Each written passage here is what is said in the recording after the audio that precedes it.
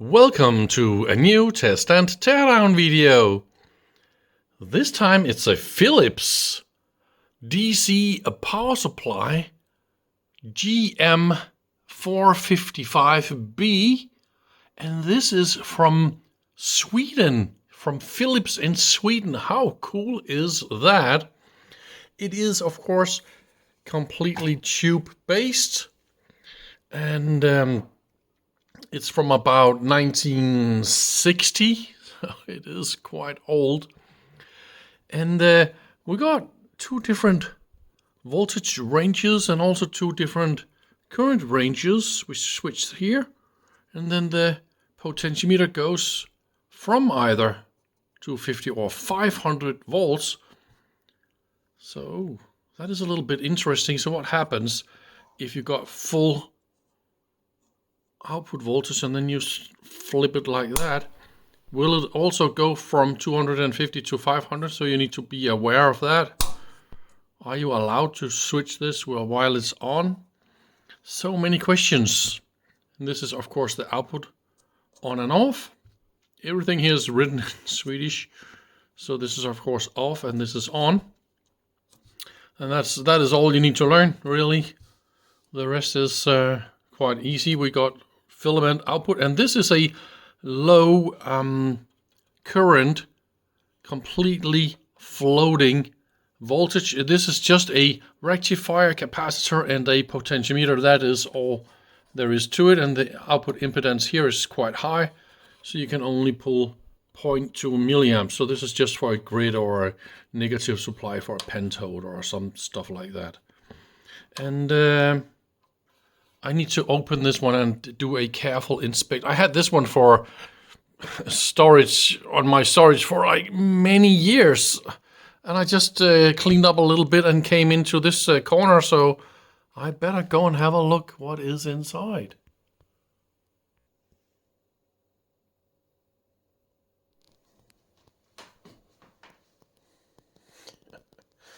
It almost looks like one of those audio amplifiers, wouldn't you say?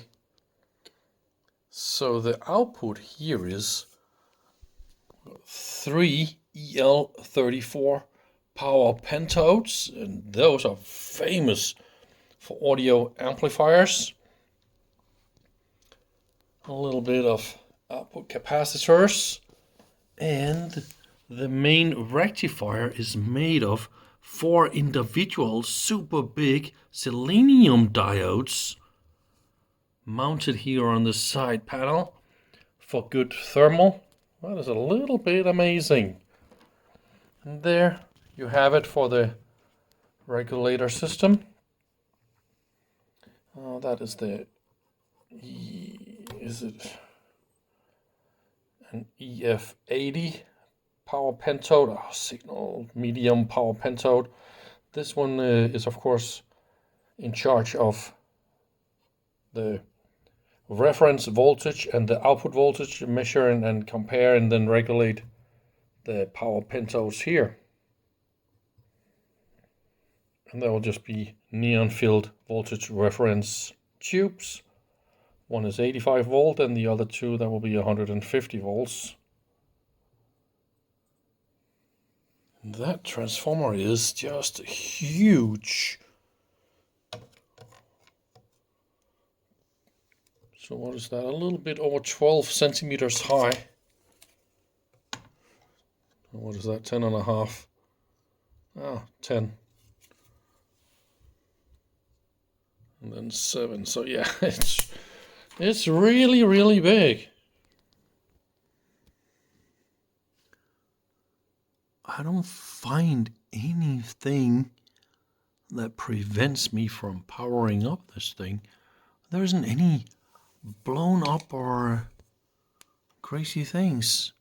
I mean, all the capacitors and everything is nice and fine. It's really difficult here. So we got a lot of selenium rectifiers. So here's a bridge, single diodes down there. Those are actually also selenium diodes, very high voltage diodes. You often see these in oscilloscopes, high voltage So that is a little bit interesting. And that is of course the filament supply routed around here. So yeah, I think I'll just go and power this up and see what happens. So this one is a little bit new. So this is a modification. Oh, this is good. Somebody did that one. I kind of like this a little extra transformer down here. I don't know yet what it's doing. I'm not able to find any kind of schematics online whatsoever. So please help me if you have any documentation. Please contact me and share the schematics and all that kind of stuff. We need this to be online so we can easier service all the good old stuff. Maybe you noticed this one. Can you see inside this socket? There's something missing. So this steering pin in the bottom of the tube socket is missing on that one. And also the tubes looks a little bit different. So somebody's been poking around with the tubes. See, that is the broken bottom part. And of course the 3 EL34, they all look different.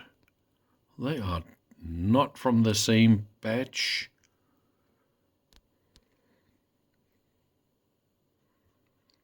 Maybe I should go and warm up the tube tester and figure out if they are all right or not. So here is my little tube tester, and this is the EF80 tube.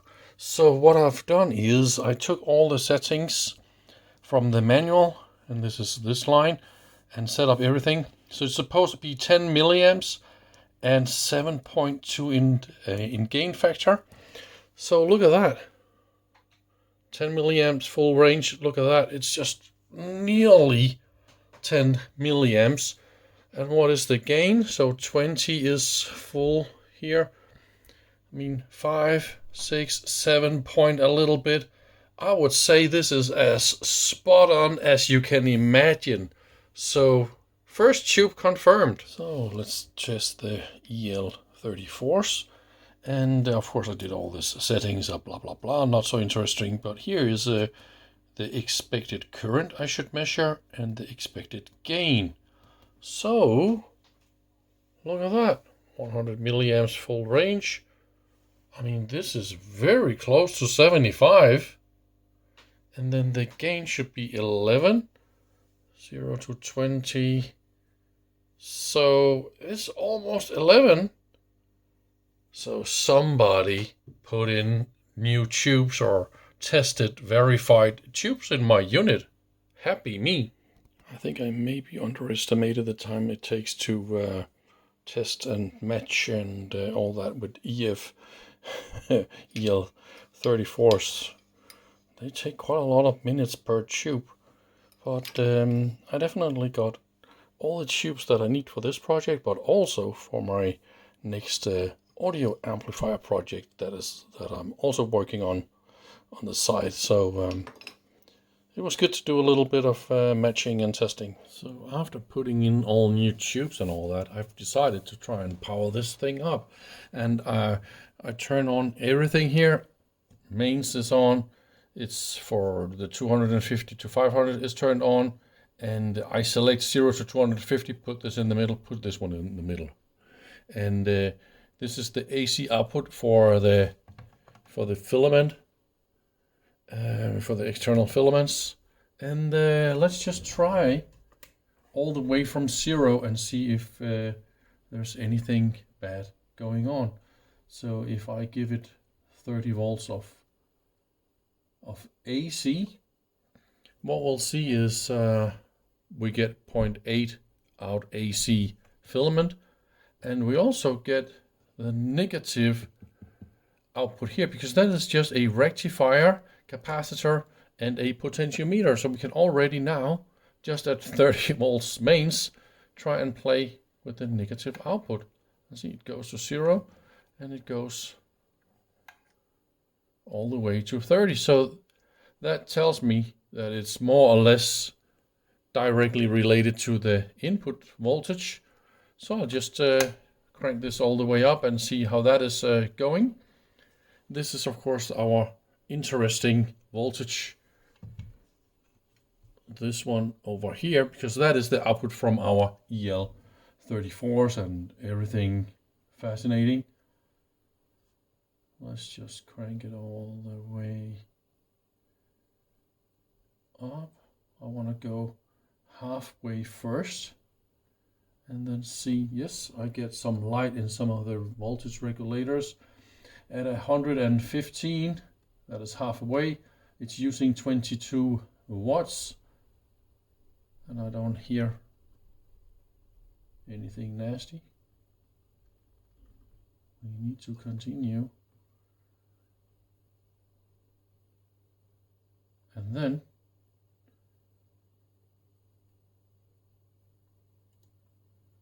we are now at 220 volts input.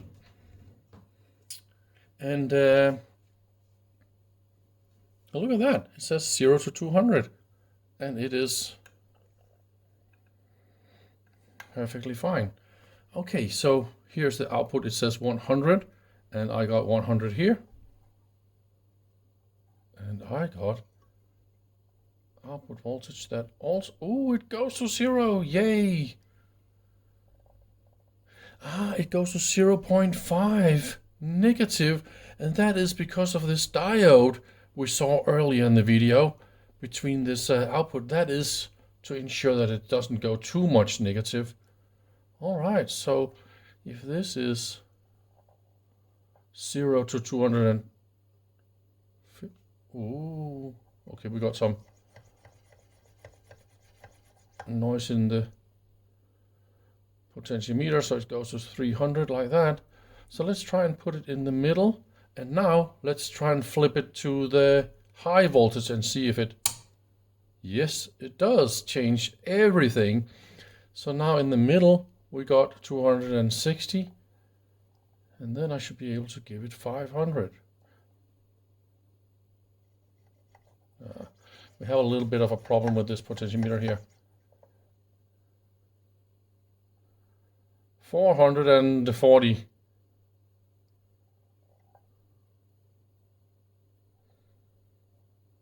Maybe I should try and load it and see if it's regulated.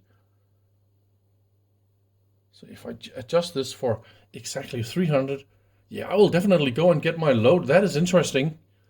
The idle power is 65 watts, and it's not really bad. We can see here, this is idle power.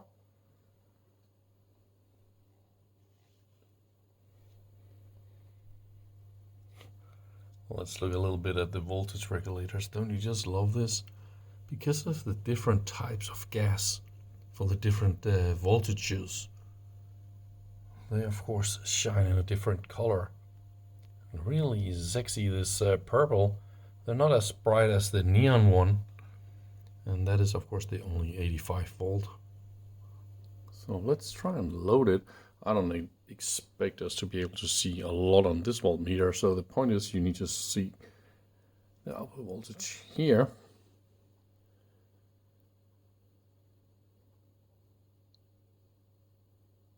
So if I give it 100 milliamps, that is 30 watts of course.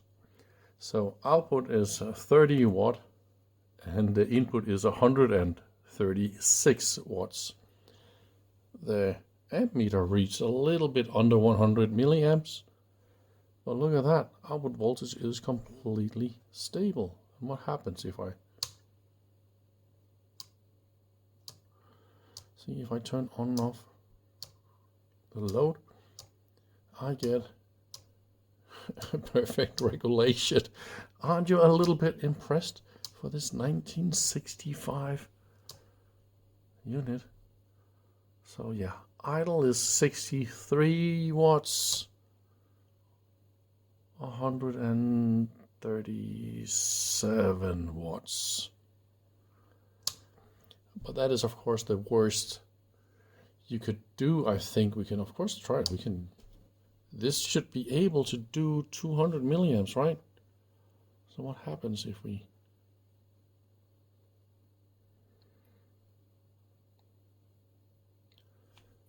...200 milliamps, that is 60 watts at 300 volts, and it's just doing perfectly fine. Input power consumption is 208 watts.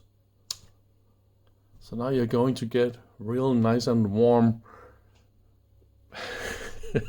tubes and everything in that unit, but it definitely seems to be working. I had the idea was done with the video, but here's a nice little extra clip. Of course, I was able to find a new knob for this one. The original was broken down here, so I just changed the entire knob. And I cleaned everything here at the front. There's a little left miscoloring here from the sticker. Why everybody puts stickers on the front of units is a big mystery to me. So please tell all your friends and everybody not to ever do it again. It's a very bad idea. Stickers can be placed everywhere else. So thank you very much for watching. Hope to see you soon. Tell your friends, like and subscribe and all that, of course.